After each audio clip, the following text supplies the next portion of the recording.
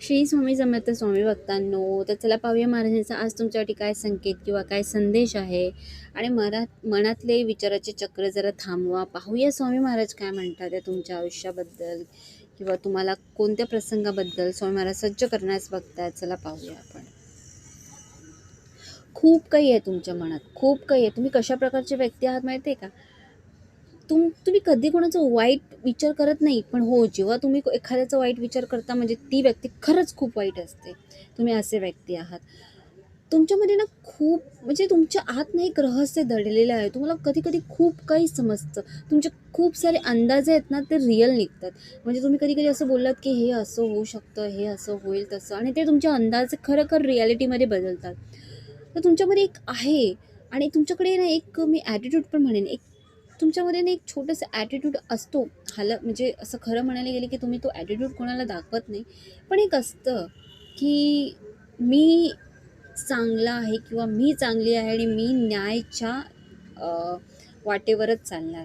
आणि हा तुमचा पॉझिटिव्ह ॲटिट्यूड आहे आणि हा खूप छान आहे. इमोशनली तुम्ही खूप असे डिसिजन्स घेता. इमोशनली तुम्ही ना खूप स्टेप्स घेता, मला असं वाटतंय. तुमचे इमोशन्स तुम्ही हाताळू शकत नाही. स्वामी महाराज सदैव तुमच्या डोक्यावर हात ठेवून असतात. तुम्ही रडलात ना, तर ते असं काही घडवतात की तुमच्या चेहऱ्यावर हसू येऊ दे. तुम्ही थकलात ना, तर ते असं काही घडवतात की तुमच्यामध्ये पुन्हा ऊर्जा येऊ दे. तुम्ही हरलात ना, तर ते असं काही घडवून आणतात की तुम्ही जिंकण्यासाठी पुन्हा तयार व्हाल, पुन्हा उभे व्हाल. तुमच्यासोबत ना आहेत, एंजल्स आहेत. तुमच्यासोबत महाराजांची कृपा आहे. आणि तुम्हाला नाही माहिती, पण तुमच्या मागे किती काय छान तुमच्यासाठी देवाने योजना बनवून ठेवल्यात. तुम्हाला फक्त इतपत माहिती आहे की तुमच्या समोर तुम्हाला काय दिसतंय. तर तुम्ही आधी आहे ना, एकदम निशंक व्हा, निर्भय व्हा. कारण तुम्ही एकदम व्यवस्थित वाटेवर चालताय.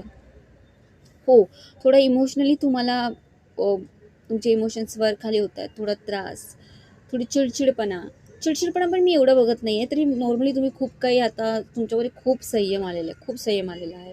आणि तुम्ही तुमच्या चुकासुद्धा मान्य करता. तुम्ही या स्टेपला आता गेलेला आहेत. आणि आता सध्या काय होतं ना, थोडं म्हणजे सगळ्याच गोष्टी एकदम व्यवस्थित होत नाही. काही-काही थोड्या-थोड्या गोष्टी आता व्यवस्थित व्हायला लागल्या, पण काही-काही गोष्टी अजून पण व्यवस्थित झाल्या नाही आहेत. पण तुमची हार न मानणं, तुमची जिद्द की हार न मानणं आणि स्वामींवर विश्वास ठेवणं, हीच गोष्ट तुमच्यासाठी ना खूप पॉझिटिव्ह आहे. आणि हीच गोष्ट कुठे ना कुठे तुमच्यामध्ये आहे ना, एक एक म्हणतात ना, की देवासोबत एक जुळलेली नाळ किंवा देवासोबत एक जुळलेलं